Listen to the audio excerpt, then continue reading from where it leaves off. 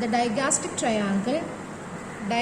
triangle bounded anteriorly, inferiorly or antero-inferiorly by means of the anterior belly of digastric muscle, posteriorly or postero-inferiorly by the posterior belly of digastric, and base is formed by the base of the mandible, angle of mandible, line joining the angle of mandible to mastoid process.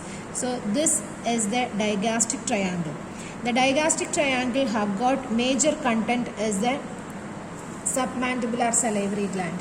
The submandibular salivary gland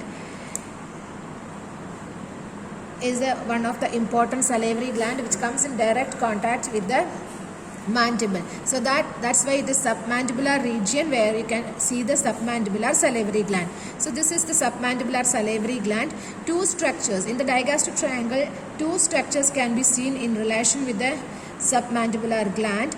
The two vessels, one as the facial vein. The facial vein can be seen on the superficial aspect of the submandibular gland, and the facial artery which can be seen deep to it.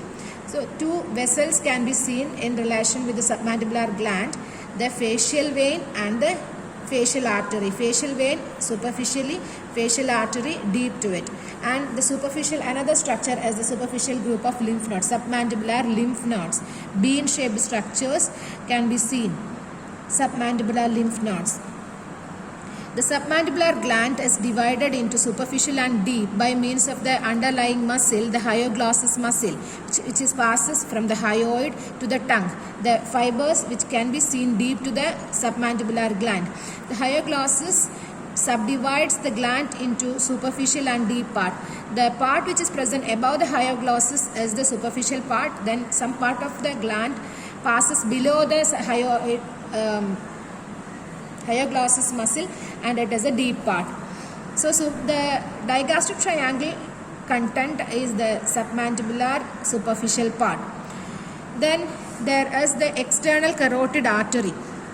The external carotid artery with its branches, we can see this is the external carotid artery, passes upward and within the gland in relation with the parotid gland.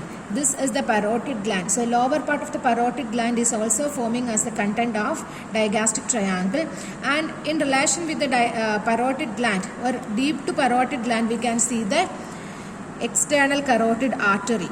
External carotid artery can be seen, and above the external carotid artery also there is the presence of hypoglossal nerve, or crossing over the external carotid artery we can see the hypoglossal nerve.